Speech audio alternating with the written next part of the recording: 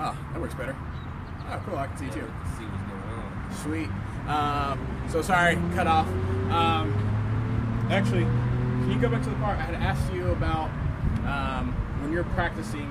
You know, we talked about preparing for mistakes.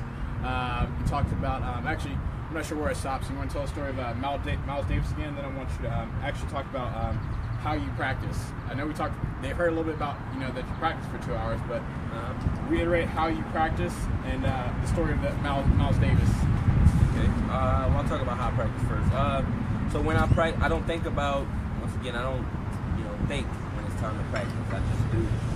And, I am practicing with a goal in mind, but I don't focus on the goal the entire time. It's more about me building so that when I am approached with a certain situation, that I'm able to perform at that level.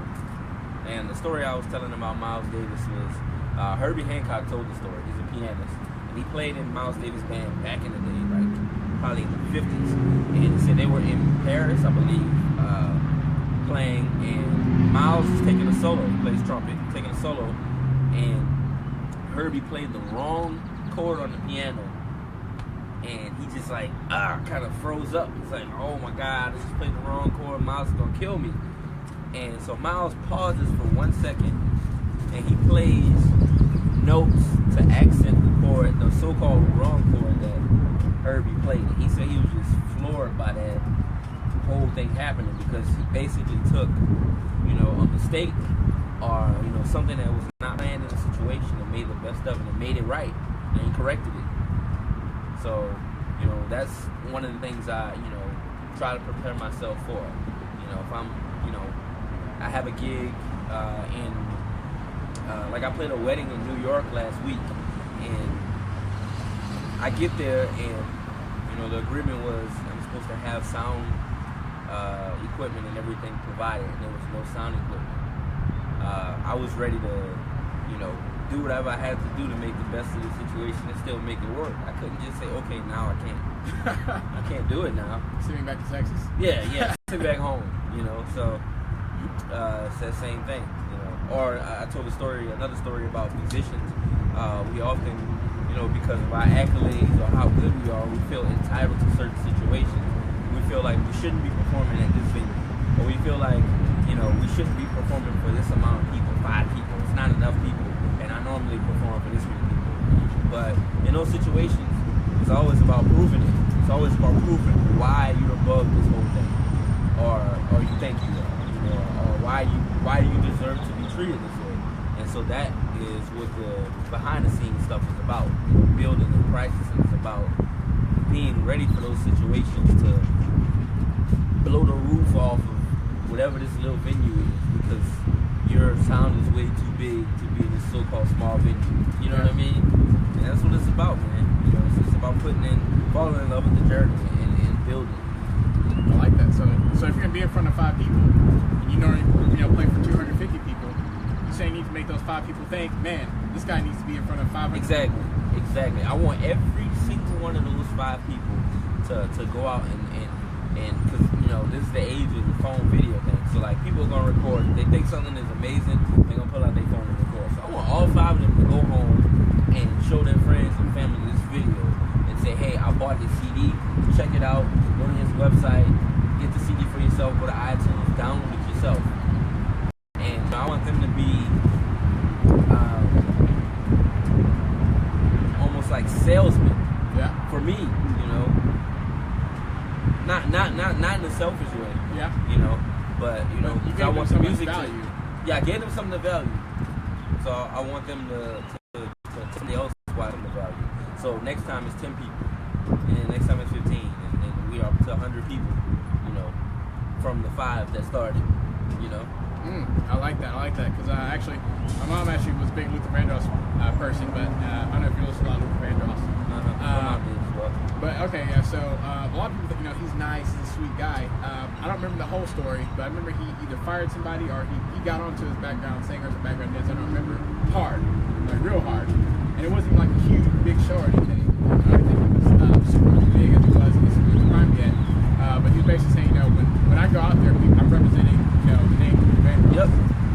Like a good name comes before anything else. So, I mean, even if it's like 10 people, like you said, 5 or 10 people, I mean, it's dead the phone now, so anybody can say, oh man, he's paying, I mean, it's like 5 people here.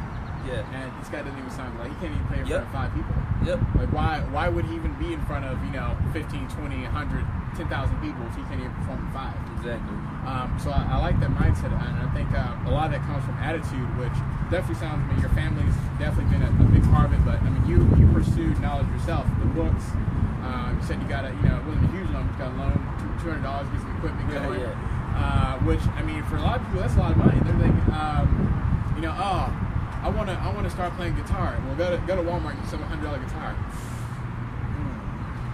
Is there like any, like, can I just like rent one for like $5 for like an hour? Like, do I need to have my own? Right. Or they want to do all this stuff, but they don't want to put any investments beforehand. And like for you, so you've done money, you put in lots of time, which you said is almost priceless, in practicing before people even paid you for your music. And not only that, but I mean, you're still pursuing other gigs. You're always like with the doctor saying earlier, you talked about, you performed earlier, you're building relationships and you're networking, you're doing all this stuff. And you said, despite what happens to a lot of musicians or artists, where they think they're deserving of something else, or they won't even pursue certain stuff, because they think they're above it already, you're not afraid to do the here to get to the there, or I forgot who says it, you're cloud and dirt minded. Your head's not so far in the cloud that your feet aren't on the dirt anymore. That's awesome that you're still pursuing that. Tell us a little bit about how you actually broke into that. Can you kind of tell me a little bit about your college story, which is really funny that the owner of this coffee shop we're at, Brolin, his dad is a trumpet player. His dad actually dropped out of college to go tour and play with Tom Jones, which I think is phenomenal, because, and we talked a little about this, the guy was in college to learn trumpet music, become a better music player, and I don't know the whole story, but he had an opportunity to go perform and do what he was going to school for at a much higher level than I'm sure he would have got being in school. I mean, we're talking about Tom Jones. I mean, I don't really know a lot of Tom Jones music, but I know some of Tom Jones songs, and I know how big he is, and that opportunity, I mean, that's another almost priceless opportunity, and the guy's still playing trumpet till this day. So kind of tell us about you and how you broke out from being like, man, I'm a student, like I guess kind of tell us who gave you permission to start just dropping out of school and just start playing music yourself? Like, where did you have to go to seek that? I did it. You did it. You just did it. I just, it was a similar situation. I just realized that, I had a situation where I was in a piano class, and this is like a group piano class. So like the teacher would come around to everybody, and everybody would pick a certain piece that they wanted to play. And the piece that I picked was a jazz ballad called Misty. And the chords and just, it's really complex music theory that's involved in it. And the teacher came around to me and, she's helping me with the song. And I'm like, okay, so if I voice it, if I play it this way, what if I played it this way? And she just looked at me like, why are you here? That was one of the situations where I'm just like, what do you mean? Like, I'm supposed to be here. I need this credit. But, I realized that, I was doing what I loved, and, the degree would be great, but I'm doing what I love, and I want to just go full force with it, and I wanted to give it my all. I like that. It's just that. My parents didn't agree too much with it, but, I told them that, just give me a chance to show you it, and they see it now and they're proud. So that's awesome. So you've taken a bunch of leaps of faith. I like that. And you, like I said, you had awareness of your skill, but before you had awareness, somebody else kind of recognized that, hey, why are you here? And it's kind of like the kids that which I actually met up with one last night. Kids. I think he said he's 15 or just turned 16. I'll be doing some other stuff with him and some fitness stuff with him. But kid's 15. Every Sunday he sits down and writes out his schedule. He writes out how many shots he's taking, like 2,000. I think he did like 2,000 shots for basketball. he has his own workout. He looked up his own this roller that he found to help massage the lactic acid out of your legs and stuff, so he could practice more, so he can be kind of physically better. And obviously, he reached out to his parents to hire me to help him with this stuff. And all this to prepare him for basketball. He's 15, junior. He wants to be starting on senior next year, not just on the senior basketball team, but actually playing. So yeah, he actually has invested a lot of time at 15, and he's kind of taking a leap of faith. But you just mentioned something that a lot of people don't do, and they just think, their parents are just against them. Like, obviously his parents are on the side because basketball, school, whatever. Right. But you actually set expectations with your folks. Like, hey, this is what I want to do. Give me some time. I'll show you. Like you said, they weren't happy, but they didn't understand. I mean, they're musicians themselves, but I mean, I'm not sure if they went to school, but they want you to kind of take a different path. Or what? Yeah. Well, my mom, she's never been a full-time professional musician. She's always, she played like that, while she, in between working. It was never a thing that she just pursued it full-time. So, yeah, it was unheard of, like my dad was just like, you need to get a job, that's what you need to do, that's not for sure money, and, I've had many arguments with my dad about just the whole, guaranteed money thing, my dad, you could get fired today too. He ain't like that though, they could do some budget cuts, Dad. Be gone today. What's going to happen then? I'm glad we're on the same level. That's just like I guess that's just a perspective thing for people. But the entrepreneur mindset, like, look, you sure you're parenting? Exactly. Yeah, you counting on somebody else. That's just like I was just I was talking about, met this guy who's talking about he's going to be the president of ExxonMobil, or he's going to move to vice president of ExxonMobil. And he's like, people work for them globally, like. You sure you're gonna make it? I mean, that might be a couple 100,000 people that think they're gonna make it to your spot. There's only like 50 spots. That's competitive. Yeah. So I mean, you sure that's a guaranteed thing that you're working towards? You put all your eggs in that basket. And for me, what you're doing is more guaranteed because you control the process almost A to Z. Yeah. As opposed to somebody else. I mean, obviously other people, book you and stuff like that. But you're the one doing the marketing.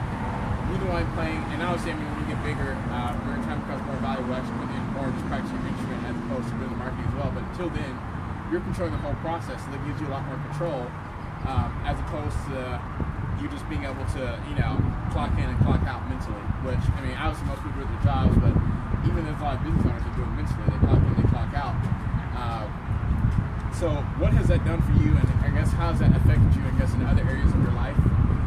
Whereas you're always on. I mean, your husband, your dad, but you're always a saxophonist or sax player. Yeah. 24/7. I'm sure you always talk to people about what you do. I mean, they might see you weird times of day, like 3 or 4 o'clock in the afternoon on like a Wednesday or something. Like, hey, what do you do? Like, what do you? Yeah. So how's that affected you? And what does that kind of look like for you? Obviously 2 hours of practicing in the morning. You wake up early. Kind of walk us through your ritual, your routines. Like I said, early in the morning, I wake up about around 6:30, 7 o'clock. Drop my daughter off. She lives like right down the street, so I drop her off. Come right back home. First thing I usually do is I didn't mention this earlier, but I usually try to get a big cup of water. Yep. And pull out my saxophone. Practice, and in between I drink water. Sometimes I do push-ups in between. That's the thing I'm kind of trying to work into. Really? Man, I like it. It's kind of, it's all about meditation around that time. It's not just about the physical act of practicing, but it's like preparing. Yes, it's just preparing me, period. So I do that, and then after that, it's I record a lot, so I record, if I have an idea for a new song, or I'm working with another artist on a new song, do some recording stuff or whatever. We do a lot of like email, I record some stuff, email it to them, they'll check it out, stuff like that. Business stuff, calls, and emails. And this is kind of all throughout the day. So I may only practice for 30 minutes at the beginning of the day, and then I'll do another 30 minutes or another hour, in between. Then kids get home, the whole family gets home, and I might sneak off again and go practice for 15 minutes. So my day is kind of just random. It always, there's always music going on, but the times, sometimes just kind of all throughout the day. Yeah. That's awesome. You actually said something big I was kind of looking for. I was like, your actual mindset while you're actually practicing. Because I say this a little bit, but I don't always work out when I'm at the gym. Like sometimes I might just go to the gym and sit in the sun. I just might just recover. Like I'm not in pain. I'm not super tired. I'm just like I want to think. Like I need to get some thoughts out. Sit in the sauna, kind of detox myself. Because for me, it's the same thing that fitness does for me. I enjoy fitness because it helps me detox, helps me get to move my body, helps my body get to a state to where I feel like I can perform in other areas.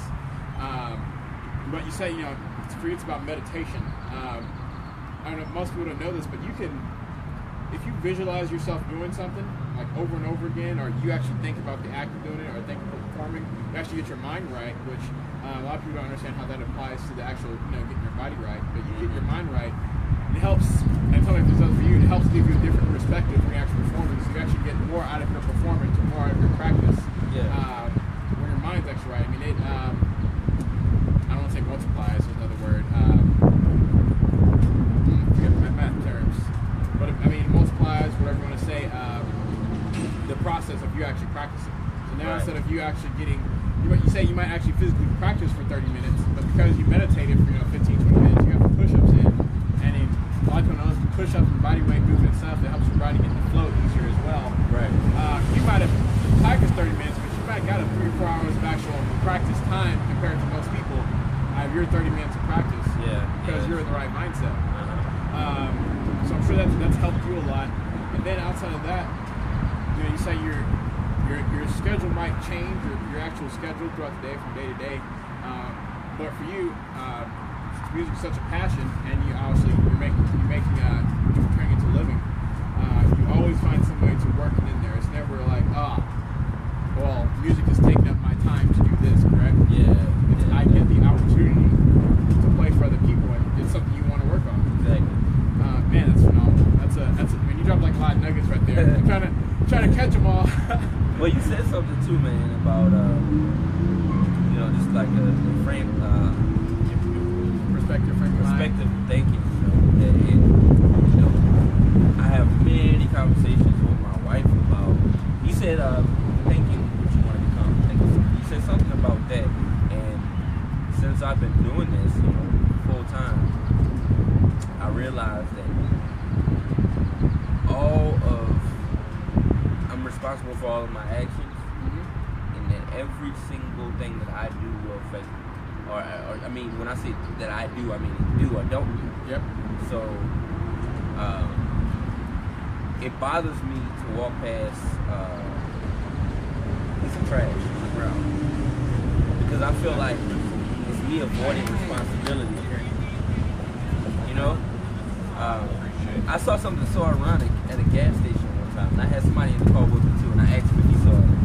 We both watched the whole thing and didn't say a word about it, but it bothered you too, didn't it? It bothered both of us, and it was so ironic. It is, but it bothered you. We saw a truck driver at the gas station. Not being judgmental, but it was so ironic, because he just totally put his responsibility on somebody else, kind of thing. He walked out of the gas station with, it was like a can of beer, and it was in a brown paper bag, and he was driving a truck that said, "How is my driving?" And he took the beer out of the paper bag, threw the paper bag, popped the beer open, and started to drink it while he was getting in his truck. So it's so ironic, because it's like, he littered. First of all, that bothers me, because this is your trash, and you're basically saying somebody else is going to take care of that. And then pull out a beer right before you get in the truck. It's like a company truck that has how's my driving, and it just messed me up, man, because it's just like, wow, people don't realize that every single thing they do affects them, whether they know it or not, and it can affect you in a positive or a negative way. way. And it starts, from the smallest thing in the world, So that, just not that situation, but just that frame of mind. That's awesome. I think about that all the time. That's one of the things that motivates me to work and to get things done, because I know, that if I do this, then there's something good that's gonna come from it, and I'm gonna reap the benefits. Yeah, you don't know what it is, but you're going. Yeah, I know I'm gonna reap. It's not gonna be the random guy walking past that's gonna reap the benefits for me practicing. Yeah, it's gonna be me. So just do it, Man, I like that, because so I have a and most people don't understand.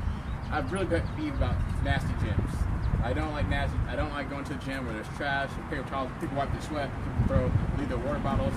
People, leave weights all over the place. Like, it bothers me. So it slows down my workout sometimes, but it gives me an opportunity to meet other people, whatever. I don't mind.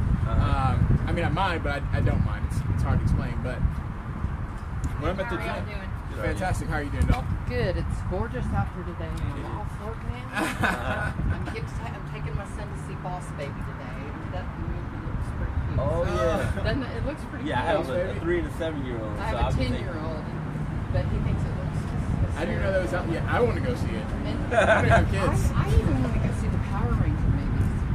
But I don't know. I don't like the Power Rangers. I don't think it's dumb. But like the preview that they showed, the trailer makes it look good, but that's probably the only decent part of the whole movie. Yeah, they put the best in the trailer. Yeah, that's right. Oh, that's awesome. No, I was going to say, so the gyms, I don't like dirty gyms. So if I'm just at the gym and it's dirty, I just clean up the gym. Yeah. I mean, I don't... Oh, man, I'm the same way. I use my apartment complex gym, and I think a lot of kids work out there. So I'll go there and, there's weights everywhere. And I'm like, I'm not going to work out around all of this. And then, secondly, I feel like it's my responsibility. Like, I'm working out and somebody else walks in and there's weights everywhere. Who's it going to look like this? So... I didn't think about that. I'm really... Even in the bathroom, there's paper... I just pick up the paper towel. You're right. If I wash my hands, it's 4 paper towels right there by my feet. They look at you like you trifling. Yeah, exactly. So, it's not about how somebody looks at you, but, you want to be the best, represent yourself the best too. So. No, I like that, man. That's phenomenal. So I didn't think about that. I'm glad. I never really cared if other people did it or not, because I knew I was going to do it. I mean, I'm the same thing with carts. I see it all the time. I mean, there's a parking spot, the front of Target, parking spot, cart right there. A cart right there. 6, 7 cars drive around. I just can't park there. Just park the car. Actually, you just move the car up for a second, because you're probably just going to use the cart anyway. So now you got a free cart. You got a parking spot in front. Just take it in. But people just drive. And I know the thought process, because I feel like I was there when I was real little, until I just do it. It just makes sense. But no, when you're real little, you see the person with the cart, and you feel entitled. You're like, I'm coming to the grocery store. They should just move the cart. Why is this cart here? And I experienced the same thing with the weights. I mean, when you think about it, I'm in the gym. There's 2, 3 people maybe, because I go to the gym usually pretty late at night, at the front, and you expect them to move all these weights and stuff for you, and then give you good service when you ask for a towel or something like that. In my opinion, if you want something and you do it all the time with putting in value to practice, you just put in value to clean the gym, take care of the gym. That way, that person that's technically supposed to be there for you or supposed to be serving you, they can serve you at a higher level, because now you've taken care of all the little stuff. Just like Eric Thomas talked about cleaning up, ironing his wife's clothes and cleaning the house for his wife. He said, and you mentioned environments a lot. If he doesn't iron her clothes, if he doesn't clean the house when his wife gets home. I just turned his phone on and I was like, what is the deal? This is not my, why does everything Took somebody look else's different? phone? I took somebody else's phone. It's the exact same phone as mine, but it's somebody's phone. I haven't done that yet, but I want to stay at the gym. That's funny. But no, the environment that you're in, I said something else too, but whatever. Affects your perspective, and it's been the same way for me for the gym. A lot of people serve you at a higher level because you take care of the small stuff. Oh yeah, something about Eric Thomas. If he doesn't take care of the small stuff, clean the house, iron his wife's clothes. Well, when his wife comes home, she's going to be in not a necessarily negative mood, but she's going to be in a mood of she's not going to think about taking him or serving him any other way because she's thinking, oh, my clothes aren't, the house is nasty. She's not in the right mindset, and that's stuff that she could avoid in the first place by just taking care of some of those small things. Right. So I'm glad you brought that up because, I mean, like you said, that's just the gym, clean up your weight room. But that, I'm sure, carries with it to other aspects of life. Oh yeah, if you can't, and, you know, if you can't handle the small stuff, you can't handle the big stuff. So that's another thing. There's so many rewards in doing the right thing sometimes. It's not about being, like, you know, I mentioned the trash thing. Like, I hate seeing trash on the ground. Like, it's not just about being, you know, some people may say it's corny, you know, Mr. Do-Right. No, it's not about that at all. It's just about, you know, me personally knowing that it's my responsibility to clean up after myself, and the fact that somebody else didn't clean up after themselves, like, I'm not going to just walk past it. It's not, now I see it, like, it just feels weird stepping over trash. Yeah. It feels so irresponsible and selfish, because you never know, somebody could have just dropped it by mistake, you know? You could be helping somebody out in the gym, you know? I don't know. It's a bunch of things, man. You could be helping somebody out, like, it could be a kid that never picks up his weights, but he sees you do it, and then it changes him, like, you know what? I need to make sure I, like, pick up the weights after, you know, I use them, or re-rack them, or whatever, you know? It's the same thing, so. Ooh, I like that example. Man, Nugget City over here. Vandell, but I guess kind of wrapping up, so I guess tell us, you know, what you're working towards and how we can, I won't say better serve you, but kind of help spread value, help you spread the word of what you're doing, and you know, where you want to take, I guess, your music in the next 5 years, where you want to be. That's so much, man. You know, I started this thing, you know, kind of, I don't like to say on my own because there's always people along the way that help you do things. But you're the only one with your vision at the time. But yeah, I started, you know, I had the vision, and so that's kind of the way I pursued it the whole time. Completely independent artist. I've been in talks with record labels and stuff like that, but it's always been a thing where it's like, this is my baby, and I want to know I want to control it, not because I just want control, but, you know, I like it. I like handling the business side and the music, the artistic side. I like it. So one of the things that I've always wanted to do, and I've done it locally, but what I want to do is be able to promote and produce my own concerts. And I've done it locally, you know, where I've rented venues and, you know, promoted, you know, the last one we did was a Christmas show, and it was in Dallas, and, you know, we sold over 250 tickets independently, which, I mean, that's great to have 250 people there because I invited them to come. Yeah, wow. And so I want to, you know, spread this thing all over the U.S., you know, do it in every city possible, all independent. So that's the goal, man, and that's, you know, that's not easy. That's awesome. Well, it's expensive, very expensive. That's super ambitious, man. I like that. Like I said, I always share all your stuff, so I'll definitely promote that. Other people are watching, and I'm going to post this video actually so people can go back and watch it. Actually, I'll share it with you as well so you can have it for yourself. Man, that's phenomenal. And then, I mean, if you would like to, you know, you want to play us one of your songs, I don't know if you want to do All for Love or, you know, where you want to play something. Yeah. I'll move this for you. You want to stand up or you sit down? Doesn't matter. I'll stand up. All right.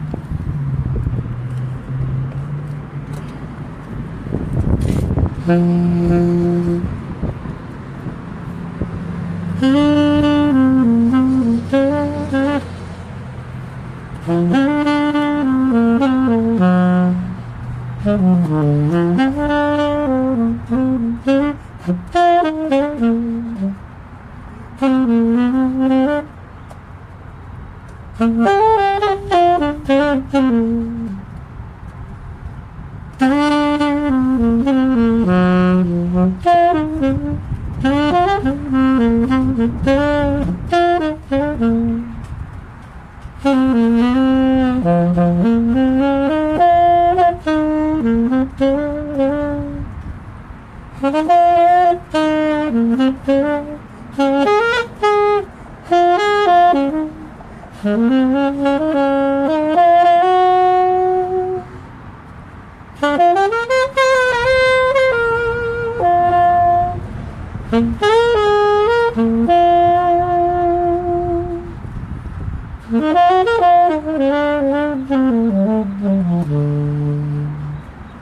was a tune called My Everything from the All for Love album. You can get that on the website, vandellmusic.com, or iTunes, Spotify, Tidal, wherever music is sold. Hope you enjoyed it. It's awesome. Thank y'all for watching. I'm going to post this video on YouTube, and I'll post some clips of it on the Instagram as well. Thanks.